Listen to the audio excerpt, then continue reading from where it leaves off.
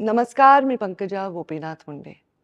दरवर्षीप्रमाणे आपल्या सर्वांचे लाडके लोकनेते, माझा नेता आणि माझा पिता, आदरणीय गोपीनाथ मुंडे साहेब यांच्या पुण्यतिथीचा दिवस आलेला आहे.